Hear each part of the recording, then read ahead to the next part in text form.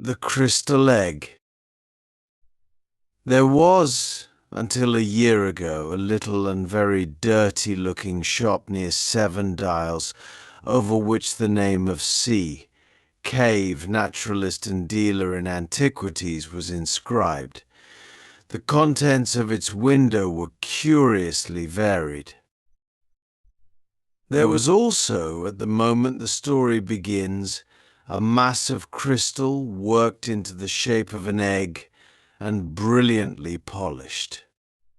And at that two men who stood outside the window were looking, one of them a tall, thin clergyman, the other a black-bearded young man of dark complexion and simple costume. The dark young man spoke with energetic gesticulation and seemed to ask his companion to buy the article. While they were there, Mr. Cave came into his shop. When he saw these men and the object of their attention, he became nervous. He looked over his shoulder and softly shut the door. He was a little old man, with pale face and peculiar blue eyes. His hair was grey, and he wore an old blue coat and slippers. He remained watching the two men as they talked. Mr. Cave seemed still more depressed when they came into the shop. The clergyman, without any ceremony, asked the price of the crystal egg. Mr. Cave looked nervously towards the door leading into the parlour and said £5. The clergyman protested that the price was high. It was indeed very much more than Mr. Cave had intended to ask when he had bought the thing. But Mr. Cave stepped to the shop door and opened it. £5 is my price, he said, as if he wished to end a useless discussion. As he did so, the upper portion of a woman's face appeared in the glass panel of the door leading into the parlour, and looked curiously at the two customers. £5 is my price, said Mr. Cave nervously. Now the young man, who had so far watched Cave attentively, spoke. Give him £5, he said. It's a very high price, said the clergyman, and began to count his resources. Then Mr. Cave began to explain in an agitated manner that the crystal was not entirely free for sale. His two customers were naturally surprised at this, and asked why he had not thought of that before he told them its price. Mr. Cave became confused, but he went on with his story, that the crystal was not free for sale that afternoon, that another customer had already appeared. The two customers turned to leave the shop, but at this moment the parlour door opened, and a fat woman appeared. She was younger and very much larger than Mr. Cave.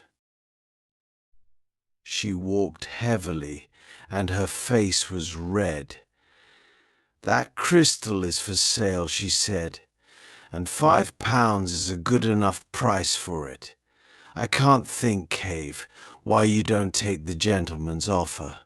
Mr. Cave, greatly confused by her sudden appearance, looked angrily at her, and said that he had the right to manage his business in his own way. A discussion began. The two customers watched the scene with interest and some amusement. Mr. Cave insisted on a confused and impossible story of a customer who had come to buy the crystal that morning, and his agitation increased. It was the young man who ended this curious discussion. He proposed to come again in the course of 2 days. And then, if the crystal is not sold, we must insist, said the clergyman. Mrs. Cave apologized for her husband, explaining that he was sometimes a little strange, and as the two customers left, The couple prepared for a free discussion of the incident. Mrs. Cave talked to her husband with directness. The poor little man repeated his story about another customer he had in view, and then said that the crystal egg was worth 10 guineas. "Why did you ask £5?" said his wife. "Let me manage my business in my own way," said Mr. Cave. Mr. Cave had a stepdaughter and a stepson living with him, and at supper that night the discussion about the crystal was continued. "I think he has refused to sell that crystal before," said the stepson, a boy of 18. "But £5," said the stepdaughter, a young woman of 26 who liked to argue. Mr. Cave could only answer that he knew his own business best. After supper his stepdaughter and stepson went out and his wife retired upstairs to think over the business aspects of the crystal.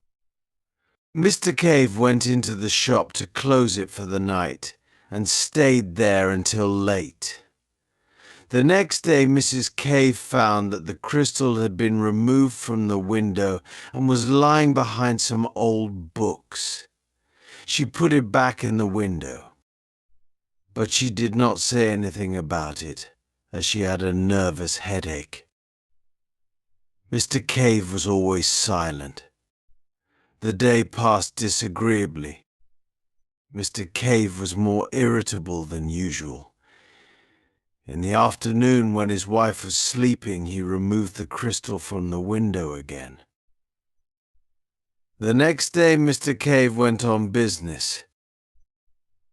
In his absence, Mrs. Cave, who all the morning was thinking about the sale of the crystal and the methods of spending £5, went into the shop.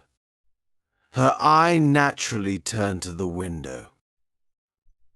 What was her surprise when she saw no crystal there? She went to the place behind the counter where she had discovered it the day before.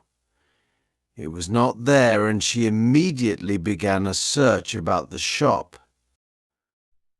When Mr. Cave returned from his business, about 1:45 in the afternoon, he found the shop in some confusion, and his wife very nervous and on her knees behind the counter.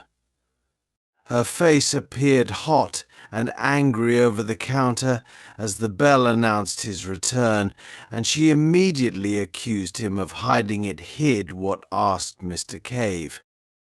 The crystal. At that Mr. Cave, apparently very surprised, rushed to the window. "Isn't it here?" he said. "Oh, what has become of it?" Just then Mr. Cave's stepson came into the shop from the inner room. He had come home a minute or so before Mr. Cave and asked angrily about his dinner.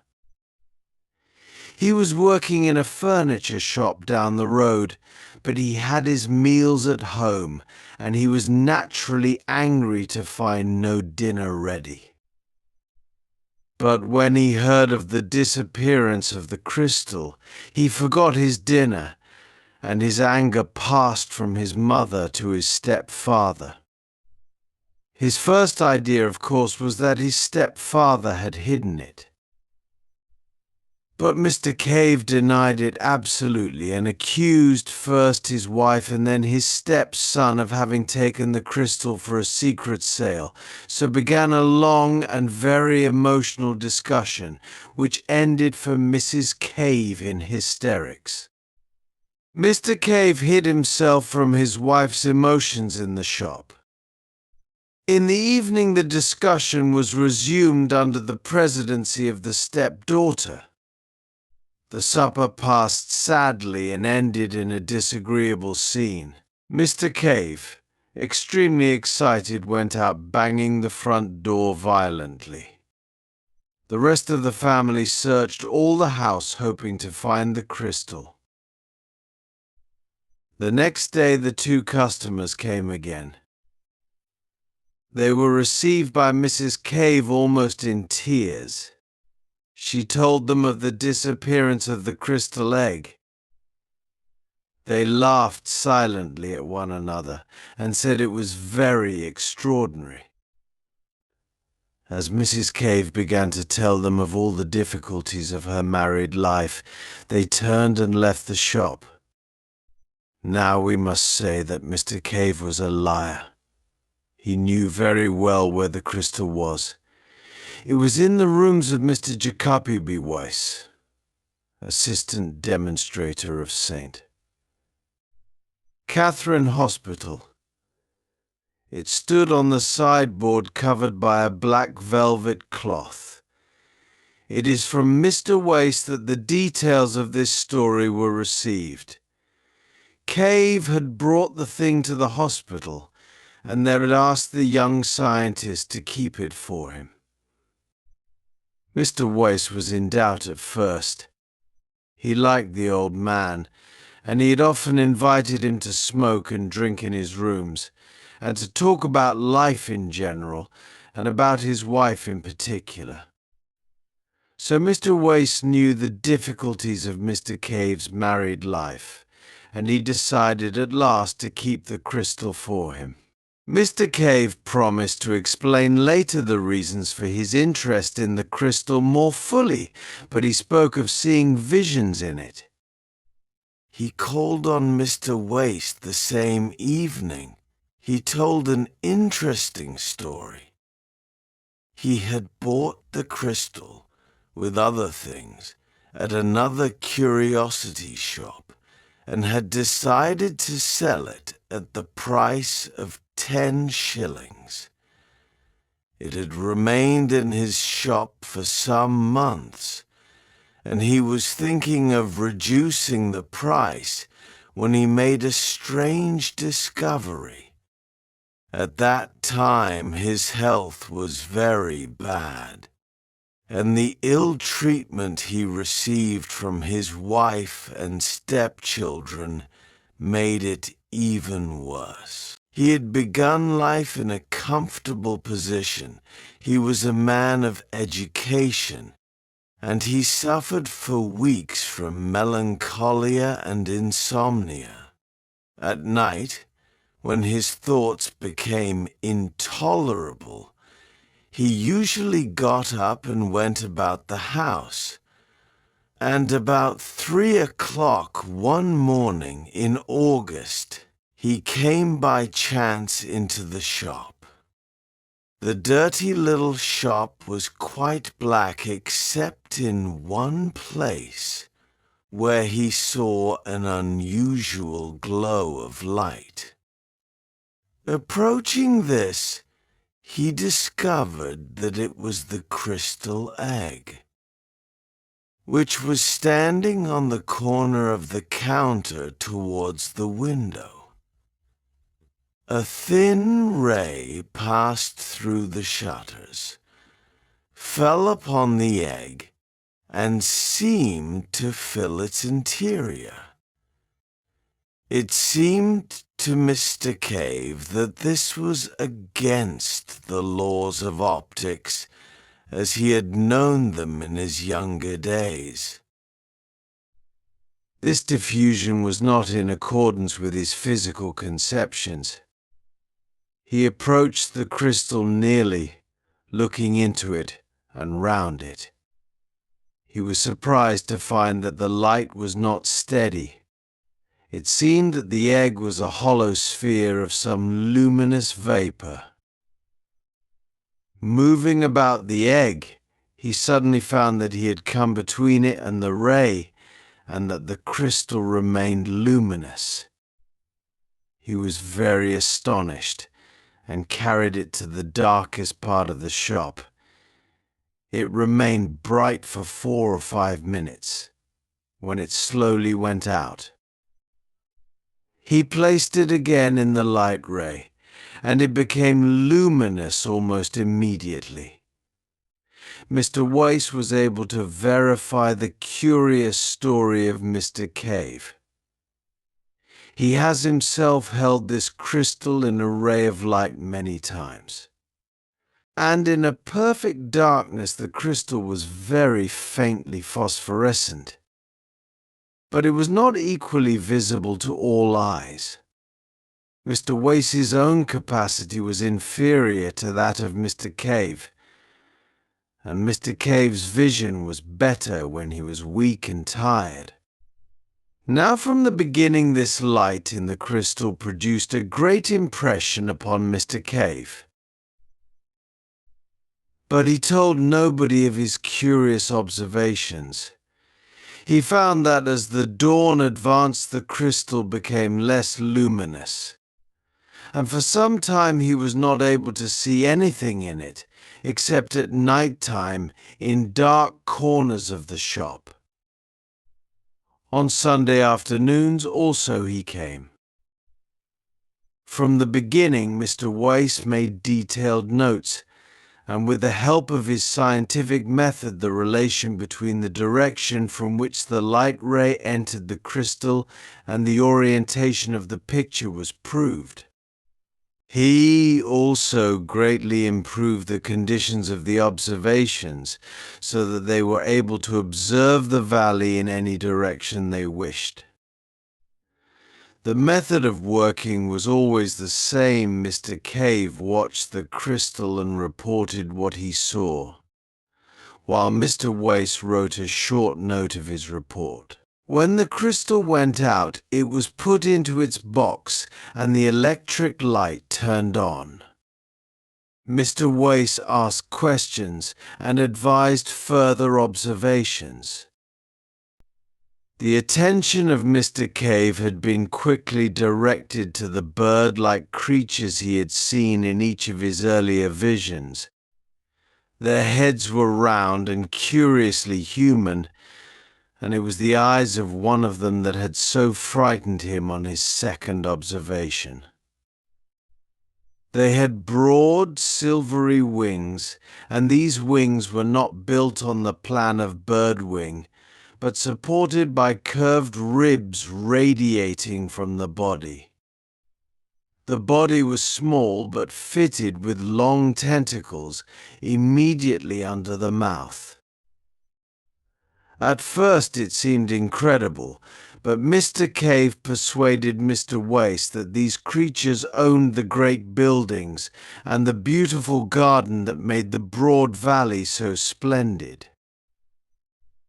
And Mr. Cave noticed that the buildings had no doors, but that the creatures entered them through the great circular windows, which opened freely. Besides these creatures, there were many other flying beings with smaller wings. And on the terraces, large-headed wingless creatures were visible, hopping busily upon their tentacles. One day, looking very fixedly at the shiny objects upon masts that stood on the terrace of the nearer building, Mr. Cave came to the conclusion that the shiny object there was a crystal like that into which he looked. This was a great shock to Mr. Wace, and he began to reproach himself for his neglect of the symptoms of the old man's ill health. But his chief thought was of the crystal. He asked Mrs. Cave about it, and learnt that it had been sold to a friendly dealer in Great Portland Street. Mr. Wace hurried at once to this dealer. But there he learnt that the crystal egg had already been sold to a tall, dark man in grey. And there the material facts in this curious story come suddenly to an end. The dealer did not know who the tall, dark man in grey was, and he had not observed him with sufficient attention to describe him. He did not even know which way this person had gone after leaving the shop. For a time Mr. Wace remained in the shop, asking the dealer hopeless questions, and at last, realizing that the whole thing had passed out of his hands, he returned to his rooms, a little astonished to find the notes he had made still visible upon his table. My own ideas of the crystal egg are practically identical with those of Mr. Weiss. I believe that the crystal on the mast in Mars and the crystal egg of Mr. Cave are in some physical relation that cannot be explained at present, and we both believe that Mr. Cave's crystal has probably been sent here from that planet in order to give the Martians a near view of our affairs. Possibly crystals corresponding to the crystals on the other masts are also on our globe. No theory of hallucination can explain the facts.